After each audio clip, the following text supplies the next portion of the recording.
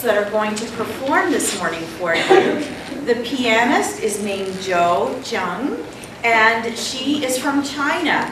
When she was only 13 years old, she won a Strauss Best Accompanist Award in China at only the age of 13. She is now working on her doctorate degree in music at Arizona State University. She started playing her instrument at the age of 6, and so even though she's a young lady, she's already been playing her instrument for 20 years, working very hard to perfect her craft. She is quite an artist, playing the piano for 20 years. She and the guest violinist have been playing together for the past 3 years. Our violinist is a professional. Her name is Mrs. Fontanella. She began studying violin when she was only 6 years old also. And then when she was 10, she performed with the Philadelphia Orchestra. By the age of 14, she was the youngest musician accepted into a master's degree program at Yale University at age 10. And so you can imagine, she couldn't go necessarily live in the college dorm. Her parents were there with her. So she also attended a couple of other universities after Yale.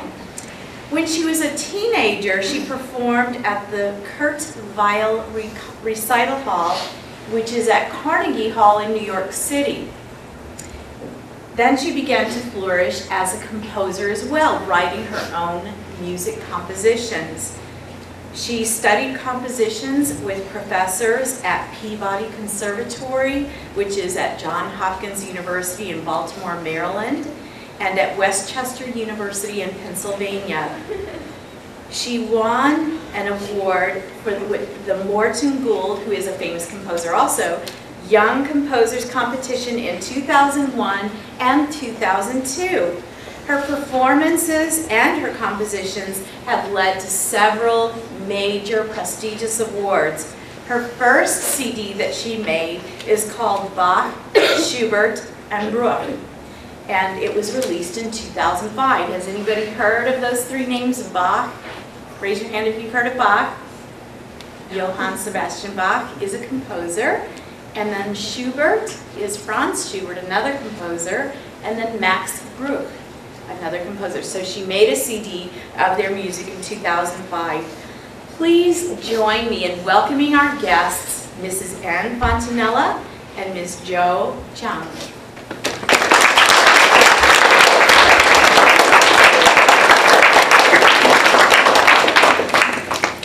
Hi, good morning.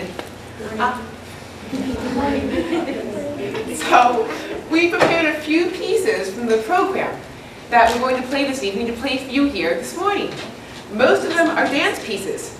The first song we're going to play for you is a song that people actually danced to a long time ago, in the early 1700s. So it's called a sonata. It's an A major. It's a little long, but we promise you everything after this will be shorter.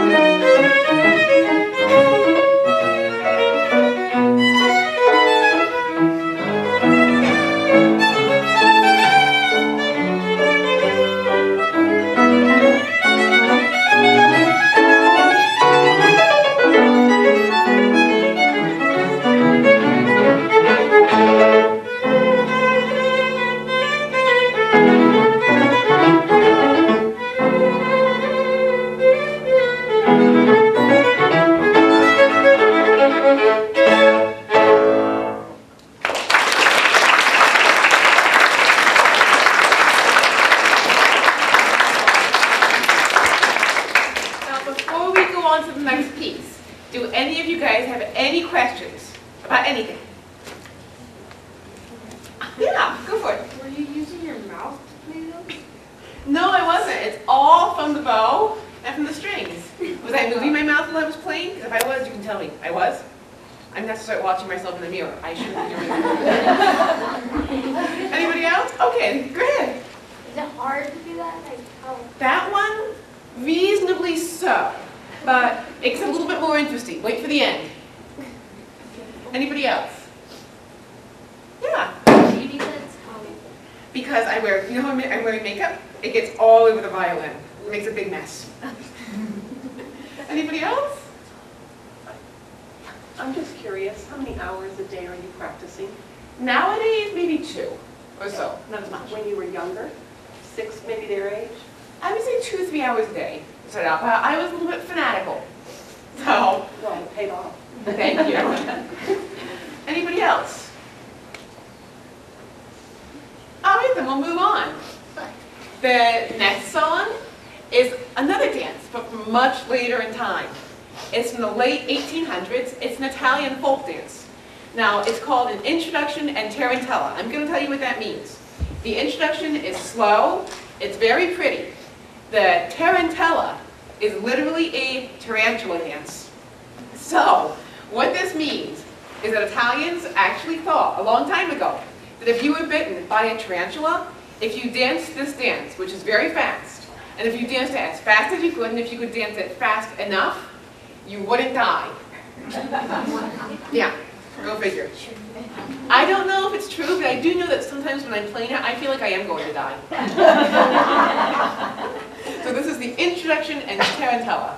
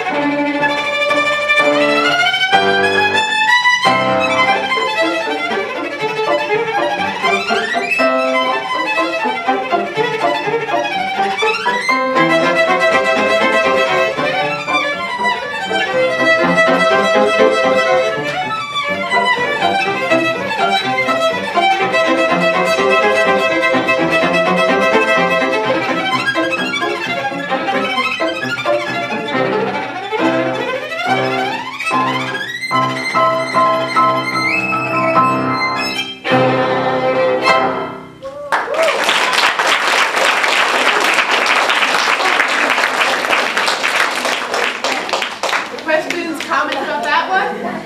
Yeah. Was that one the hardest one to practice? Well, when I first learned it, it was definitely a challenge. How long do you practice for that one? That one, well, I've played that since I've been 9. Oh. So, yeah.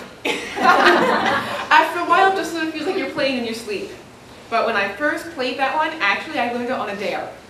My father heard it on a recording, and he turned to me and said, "Anne, I know you think you're good, but you can't do that." But I had something to prove now. So I literally spent like 3 months practicing just that piece. But I learned it. Yes? How do you play? Play fast, you practice really slowly. So when you play things slowly often enough, remember how I said it gets to the point where it feels like you're just playing in your sleep? That's what happens. Do it slowly, like 50 times. Fast ones will be easy. Okay. Anybody else? Yeah. Anything else?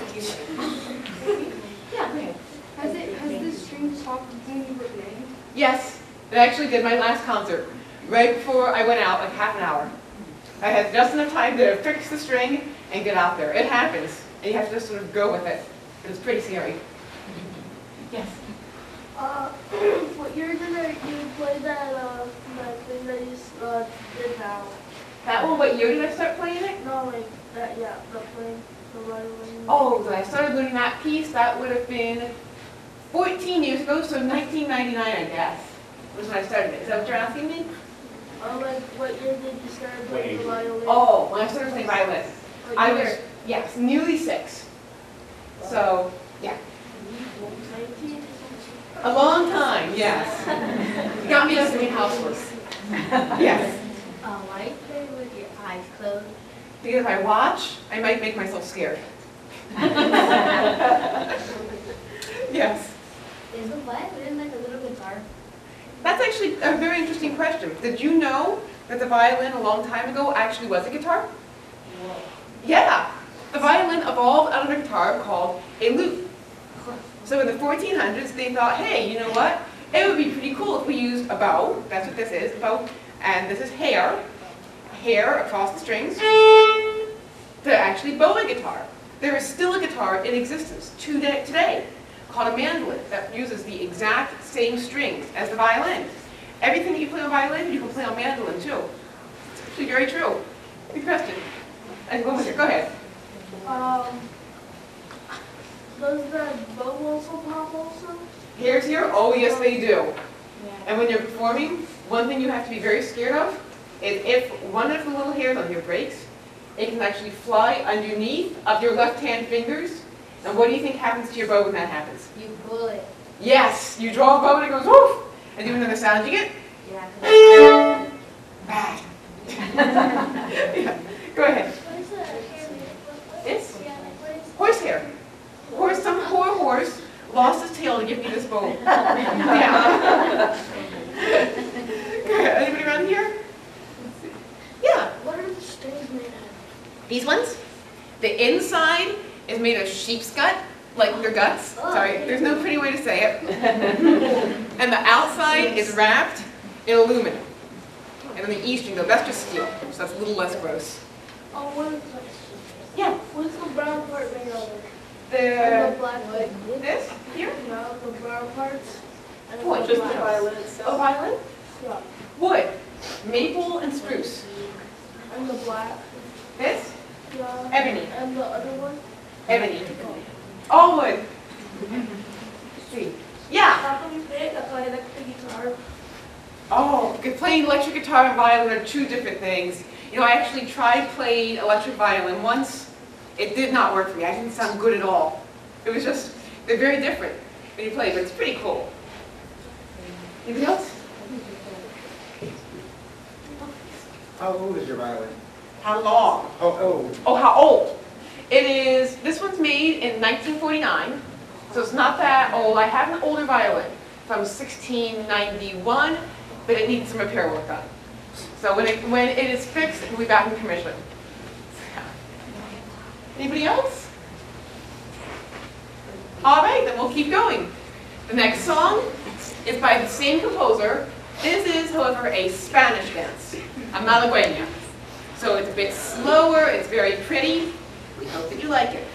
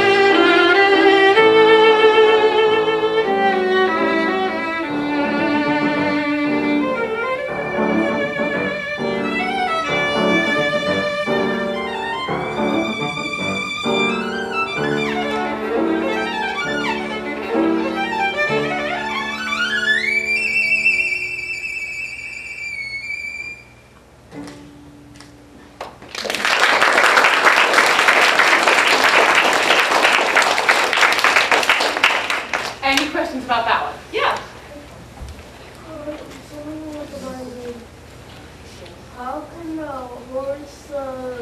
horsehair can sound like that? You mean how does the horsehair make sound across the string? If you were to take horsehair and you were to put it under a microscope, do you know what you would see? You would see a bunch of little tiny needles sticking out of the hair.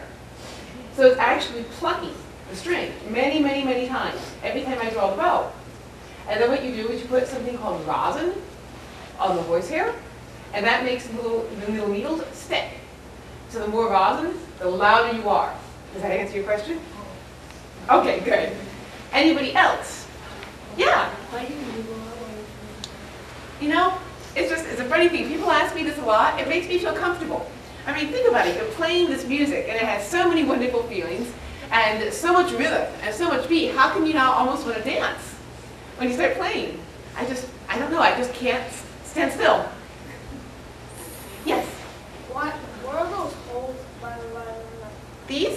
These are called F holes. The reason why they're there is because when you have the strings go, it makes noise, and it travels down here through this, the bridge, into the body of the violin.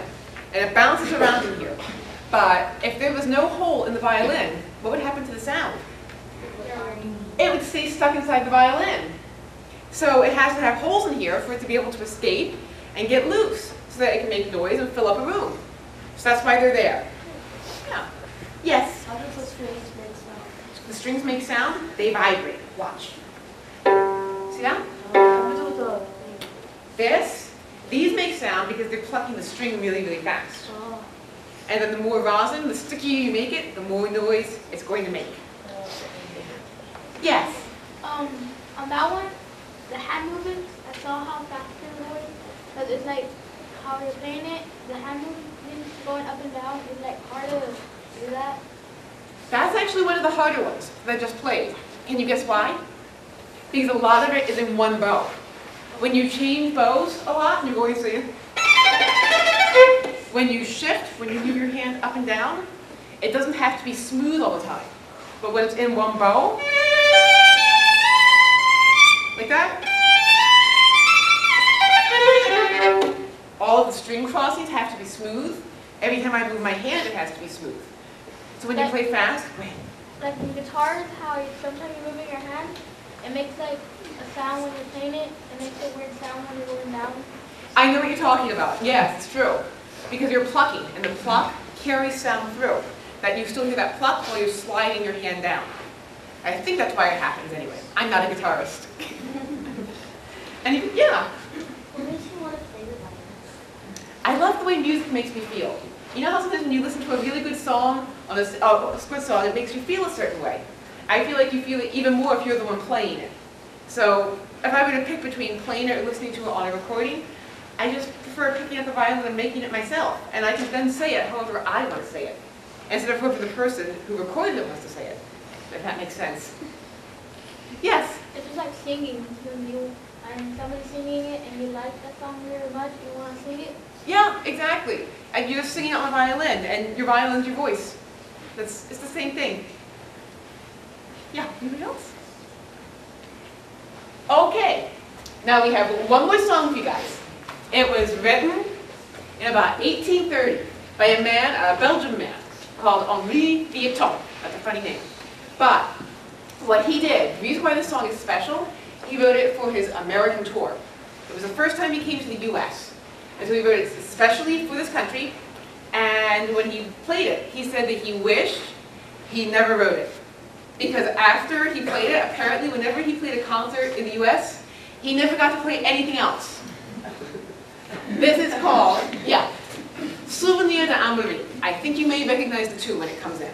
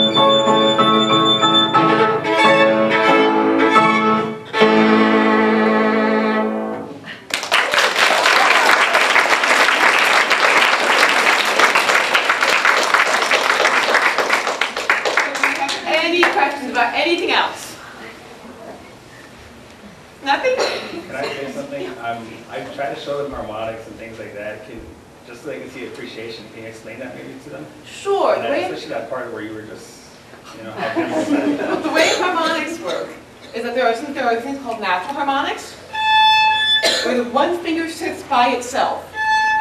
Do you see all that? Just one finger. In that section, you're doing something called artificial harmonics, meaning they're kind of fake harmonics. You're making them happen with two fingers. So, see how I'm using two fingers? What's really going on is this. My bottom finger is doing it there. What you do is you put your fourth finger down, super, super light, on top. It's got to be exactly perfect. Right, exactly in tune. And then you get it to sound way high, really, really high like a whistle.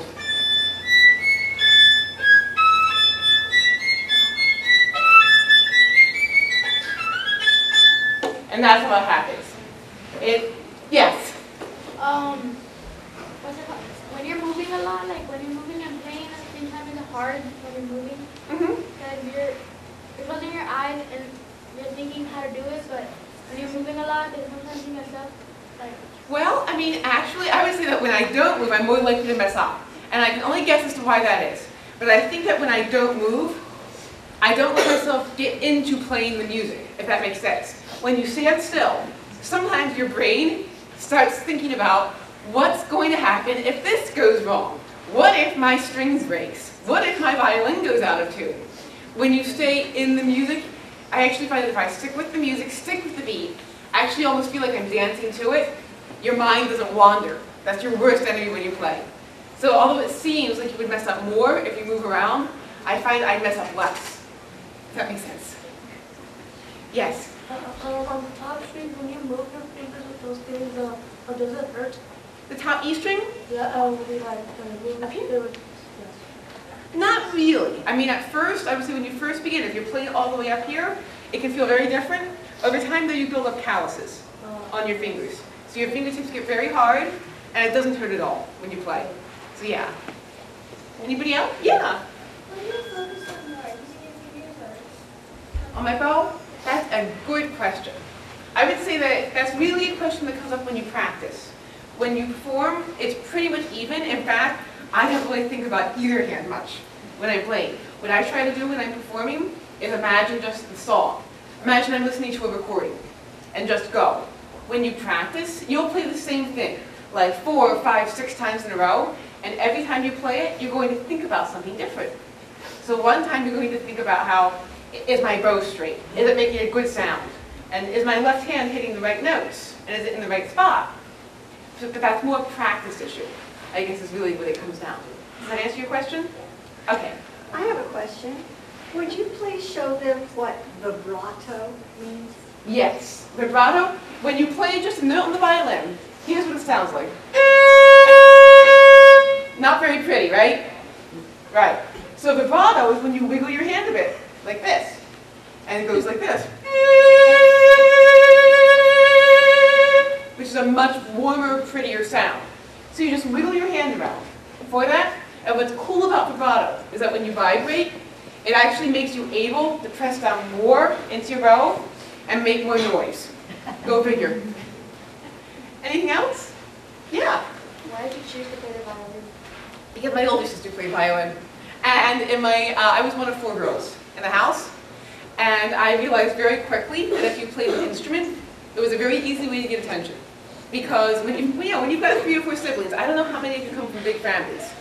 But if you do, you know it's hard to get attention if you're 1 out of 4.